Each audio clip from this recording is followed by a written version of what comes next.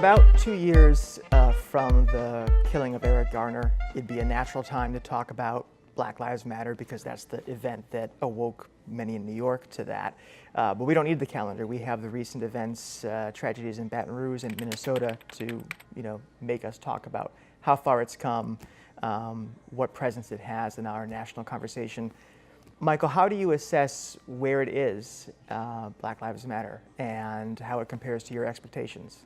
I mean, we're 4 years in, really. There's no way to assess what a movement looks like that early on. I mean, we have to keep in mind, particularly in this age where we think of everything as immediate, that movements take time to build, to coalesce, for the messaging to come together. That, it was, Emmett Till was killed in 1955 and the March on Washington was 1963. Like, these things take time. We can't necessarily define what the movement is right now in this moment, but I think what we have to note is that it hasn't let up. It hasn't disappeared the way that people have predicted and predicted its demise so early on. It's very vibrant, and it's finding its way. And it's finding its way through a lot of growing pains that we all get to witness because it plays out on social media. But it is probably the most important and visible political movement that we're witnessing in this generation. I mean, it's incredibly present, right? I mean, they weren't flattering comments, but it was mentioned more than once from the dais at the Republican convention, something people are reacting to. I don't know if that's true of many movements in their third or fourth year. Mm-hmm. No, they've made a huge impact. Yeah. Like the fact that you have presidential candidates, saying Black Lives Matter. You have people talking about both negatively and positively. It's a household, phrase. It's essentially become the part of the American zeitgeist, part of the conversation, and that's impactful in and of itself. Yeah. I mean, the first night of the RNC, the whole night was dedicated to Black Lives Matter. And it might have not been so obvious. I think there was some appropriation there with Blue Lives Matter with the Sheriff David Clark, who, that's another story. Yeah. But I think that every speech that was given on Monday night was really indicative of what Black Lives Matter is facing. And that is fighting for the absolute truth that Black lives do indeed matter. And it's really frustrating at this moment, 2 years after Eric Garner, 2 years after Mychal Brown, 4 years after Trayvon Martin, where that movement was actually born, or that term was coined, and hundreds of years after, or decades after lynchings in Louisiana and Mississippi, that we're still at this point. But even with that ebb and flow, I do believe that there's hope and there's commitment, and that's what you see is that these incidents, this attention that Black Lives Matter is getting from the RNC and from politicians will not derail this movement.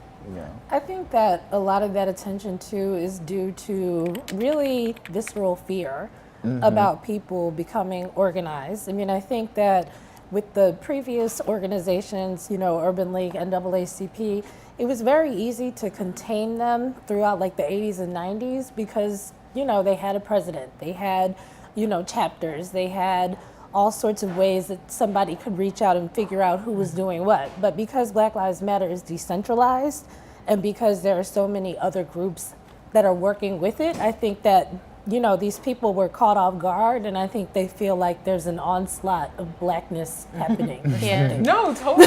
Absolutely. Like it's in the ether. Yeah, like, right. all this, The first night was called Make America Safe Again. Like, make America safe from who? Exactly. But I also think people thought that, I'll speak for myself.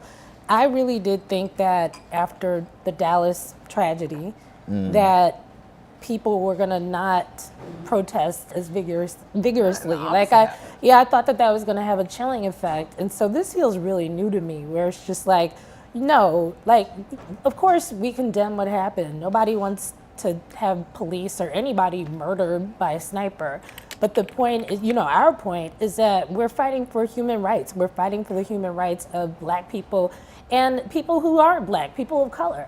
So, just this idea of like, they can hang over your head like, well, what about Dallas? Like, you saw a lot of conservative pundits try to do that. And I like the fact that they were able to be like, nah, like we're not. Yeah, but I mean that's sort of like what Black Lives Matter essentially is getting at, is that no life should go unmourned, Right. And Yes. that's at the center of this idea. And so what the movement is saying to police officers and the politicians who direct them is saying, no, we don't want police officers to die. What we want is for their jobs to change, because what they're doing now is killing us, Right. And that there's too much bloodshed. But the problem has been that you have lent so much deference to police officers. You value their lives in a way that you haven't ours, so that we need to proclaim that Black Lives Matter.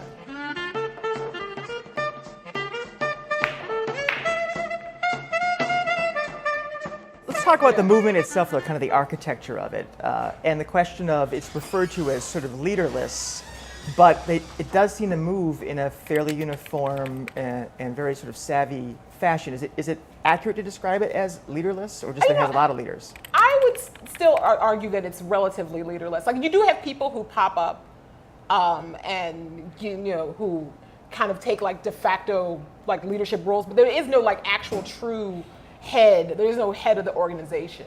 It's very diverse in how it kind of like breaks down. It's like it's everybody. Everyone's a part of it. Everyone's involved in it. Anyone can get involved, and it's very accessible in that way. And I feel like it's smart in that way. You know, they're able to actually control their messaging because their focus, they're all, even though it's so many different people all coming from different places, they're singularly focused on Black liberation. Yeah, I think it's sort of an inevitability that we have people who are better media representatives, and sort of that's who gets called to talk about stuff when these issues arise, and who gets interviewed for certain stories and whatnot. But if you are talking to the people within organizations, you're talking to people that are doing organizing work, what you realize is that within those contexts, everyone has an equal say. Like, they are modeling a democracy that they feel like they've never been a part of.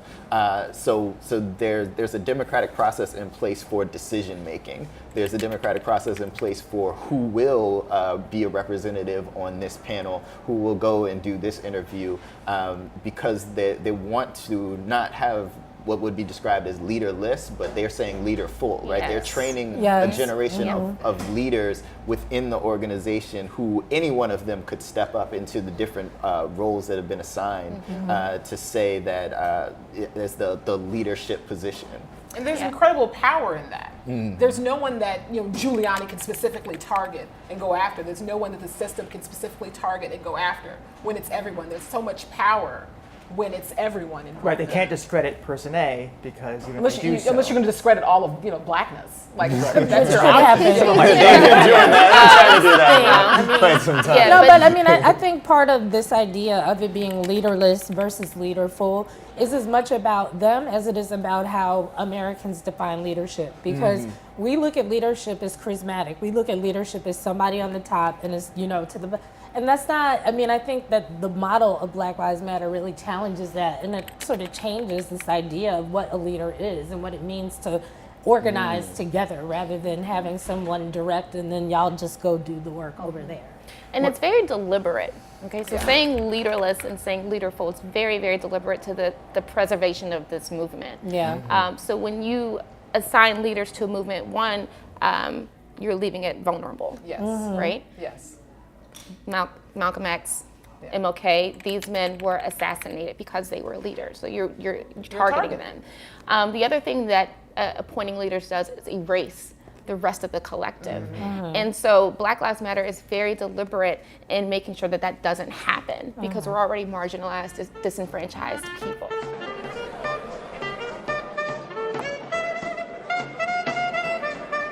Is there a generational thing going on here? Is Black Lives Matter like a challenge to more established civil rights organizations like NAACP? I mean, do they complement each other?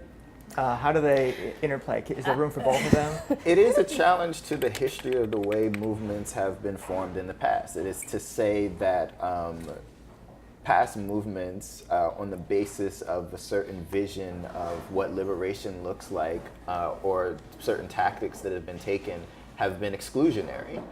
They have established a very masculinist narrative around what racial justice is supposed to mean, that they have left out people who have been deemed not respectable. They've left out people who do not embody the identity of cisgender heterosexual black men. That they have been focused on sort of a pathway to middle class or the middle class problems of Black America, and to say that we reject that. We reject the way that it's been done so far, and we want to include the most marginalized among us. We want to move those folks from the margins to the center, as Bell Hooks laid out for us, right? That we're saying. We want to form an inclusive movement that is based on democratic principles and ensure that we're fighting for liberation for all people in a way that we haven't seen or didn't learn about in past movements. And so there is a generational shift there. I don't think that means, though, that they have to butt heads with older civil rights organizations, but sometimes it does mean that it happens. Yes, I think that there is some tension there, but I also think that, this idea of everybody having a voice is very much about this generation and also very much about the huge revolution in communication. I mean, with the NAACP before, even if you said everybody's welcome, you wouldn't have a million people able to say yes, and that's how you know. So I think that's another aspect of it. So I think that the two main differences between Black liberation movements of the past and of the future is one, communication. So social media obviously changed the landscape of that. And two, it's that respectability thing that you talked about. And so they're calling people out on it. But I think that what we need to realize is that Black Lives Matter often identifies as being an intergenerational movement. So they're not excluding anybody. So much of how you Black people have been taught is like, I need to change myself. I need to transform myself in order to be accepted by society. And Black Lives Matter is saying, no, don't do that. Be yourself. Embrace your full self. Embrace your fullness. Embrace the fact that you're queer. Embrace the fact that you're Black. Embrace the fact that you have curly hair or you wear your hair straight or whatever you choose to do. Do not define yourself by white supremacy and try to hold yourself back, to try to tap your Blackness down. And that's very different from how our parents' generation came up, and very different from how traditional civil rights organizations kind of looked at things, where it was like, we want you to show up in your Sunday best at the protest. They're very similar. So we talk about, I don't know if anyone watched the Black Panther documentary on PBS, or if you know anything about the Black Panthers, which I'm sure you do, there are similarities between these movements.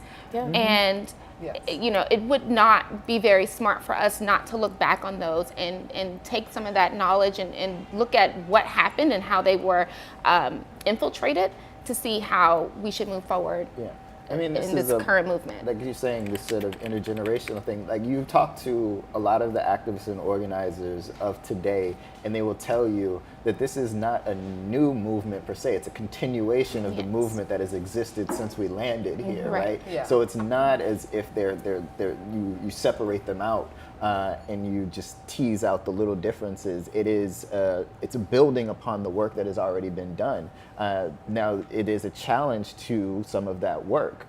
Some of the ideology that was prevailing and pervasive during other periods of time that people feel like failed, and that those tactics were not sufficient for what an inclusive vision of Black liberation would look like.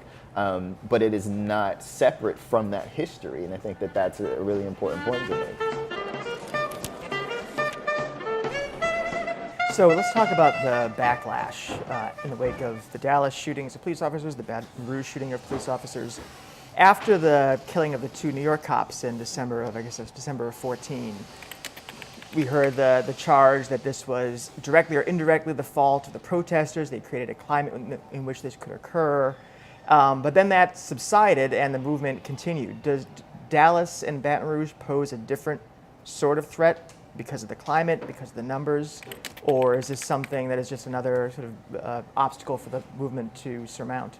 A lot of it honestly feels like political theater, and I think the timing of, the Republican National Convention, the DNC coming up as well, and the fact that we saw these videotapes back to back, like two graphic videos in a row, to have a sniper come and kill several police officers in Dallas, and then in Baton Rouge where there was a protest that was not violent, but where police were very, very aggressive.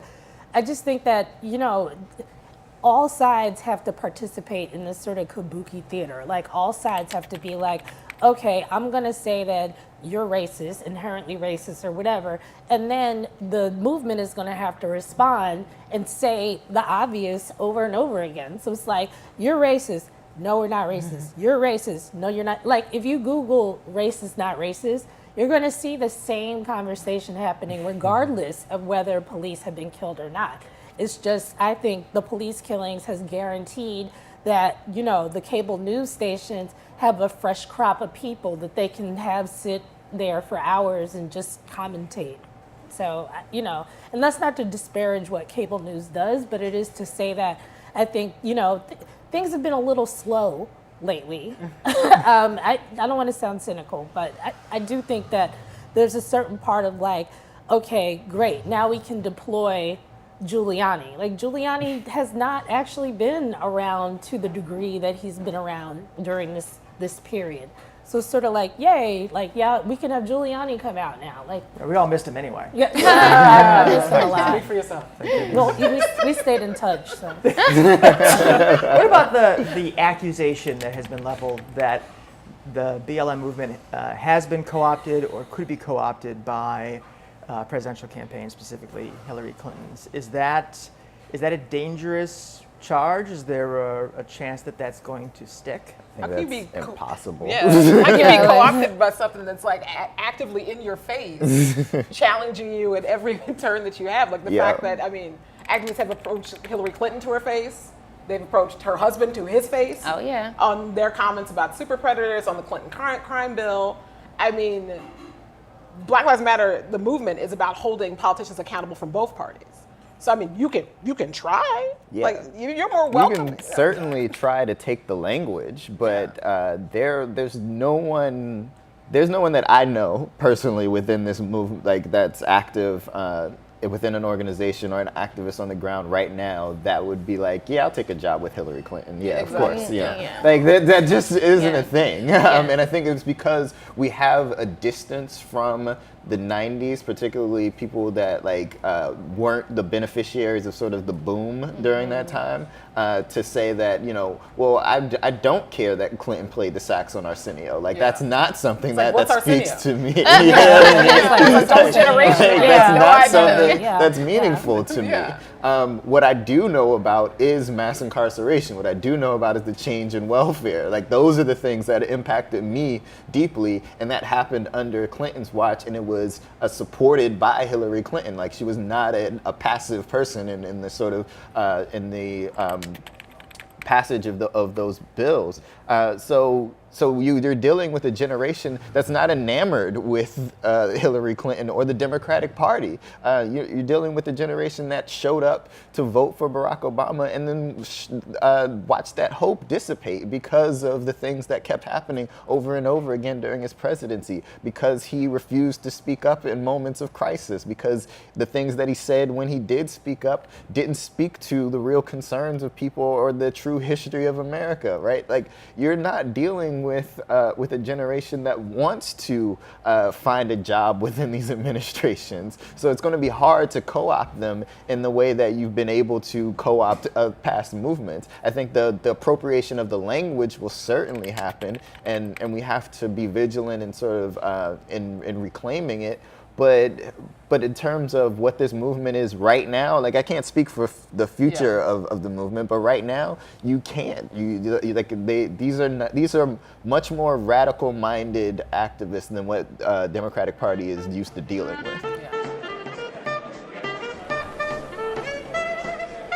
So the name Black Lives Matter is the whole beauty of it is it's a simple phrase. It conveys, as you said, this long-standing sentiment. It's so eminently logical, but it really gets under some people's skin.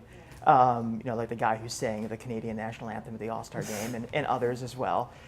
I guess it does raise the question, though, for other groups, Native Americans, Latinos, Asians, others who feel like equally they have been targeted, subjected to systemic violence. Where do they sit relative to that movement? Is it important for them to have their own movement with a different name, or because of the blackness element of Black Lives Matter, can it be an umbrella that embraces other groups? I would defer to the founders, and in my discussions with them, essentially they've said that blackness is at the center of this movement. They have said that blackness and black lives do not mean that other lives don't make a difference. You know, we need to interrupt the frame that says that Americans or people in the world can only care about one group at one time. So if we say Black Lives Matter, then people are like, okay, well now you're taking up all this. It's like, no, actually, I just said Black Lives Matter, and that can be intersected with, you know, differently abled lives matter or whatever, you know, like that Black Lives Matter just means Black Lives Matter, and other people who feel excluded from it, I think it would be a lot savvier for those people to make an argument like we are in concert with Black Lives Matter. It shouldn't be a competition. It's not. Right. We're not in the misery Olympics. Yeah. The oppression Olympics, exactly. And I feel like some people fall into this trap of this zero-sum thinking of that by saying Black Lives Matter. I'm saying that Black lives only matter. Just because I say I love myself doesn't mean I hate everyone else. It's the equivalent of going to an AIDS walk and shouting, "What about cancer?" Like, But I also just think that what happens is we then invisibilize the coalition building that is happening, right? So when Black Lives Matter or like anything that gets tagged with that is talking about sort of incarceration, talking about policing, it's important to note that those same Black organizers are doing work alongside Latino activists and organizers around detention and policing and informing an analysis of how that operates all around, and then talking about surveillance and the experiences of surveillance among Black folks, but also our most recently racialized group, Muslim Americans, right? So these connections are being made.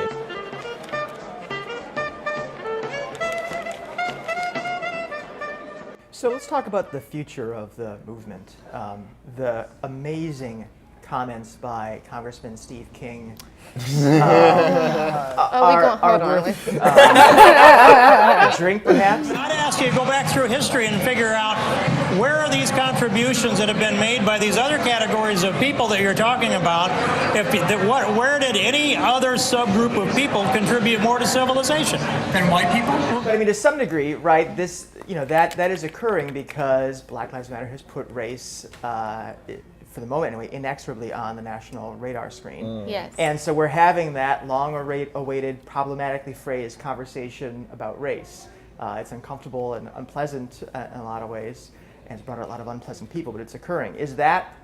That's a success of the movement. What does long-term success look like, Christina, for BLM? 5 years from now, we'll say, you know what, that actually did make a difference because of what? It's really hard to say, and I will be the first to admit, just personally as a Black woman and a journalist, I often go through these moments where I feel hopeless, and then I feel very inspired. And so I don't think I'm at liberty to say what the movement is going to look like 5 years from now or what the success will be.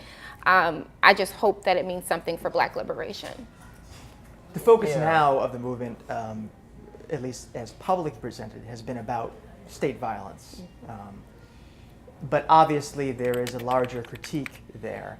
How, the shootings that are caught on videotape, because they are horrifying and play well on TV, they get obviously a lot of heat and light.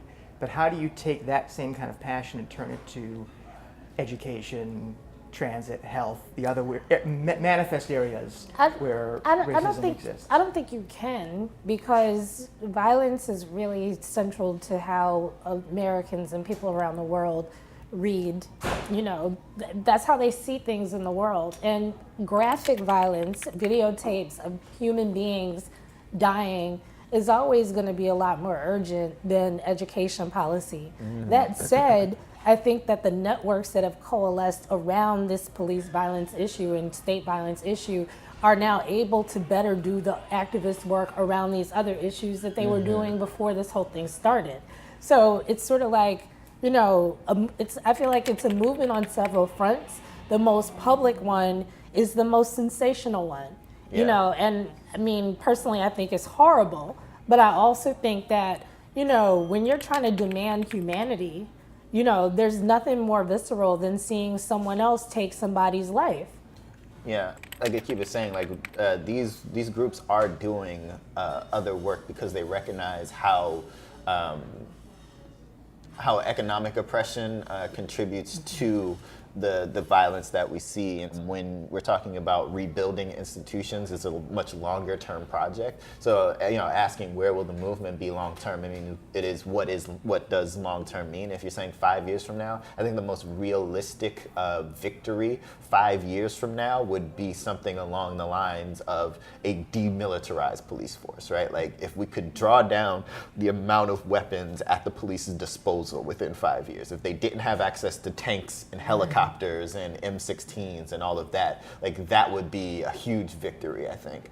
But the project of long term of restructuring our economy, restructuring the democracy, radically reimagining what those things look like with justice and equality at the forefront and the inclusion of Black lives, Latino lives, Native lives, all of that. That's like down the road simply because the system does everything that it can to perpetuate itself. And I would say that I think when we talk about state violence as a whole and what Black Lives Matter will look like in the future, I don't want anyone to forget that it was created and founded and in conversations I had with the leaders to combat just that. And so like while we're hinged on this because we're like, stop killing us so we can handle our business and do whatever else we have to do, a benefit of being leaderful is making sure that there are these different chapters and prongs that can go out and handle what we need to handle to combat state violence. And state violence, just to be clear, is not just police violence. Right. State violence is access to education. State violence is access to food, living in food deserts. State violence is clean water in Flint. And Yes. if you really examine the organization and what they've been doing over the past 3 years, that has been a large part of it. But police violence, can you just stop killing us? Yeah. Is obviously something that we're kind of stuck on because we can't get to all these other issues if you continue to kill us in the street. Well, thank you, everybody. Great conversation. Thanks for coming.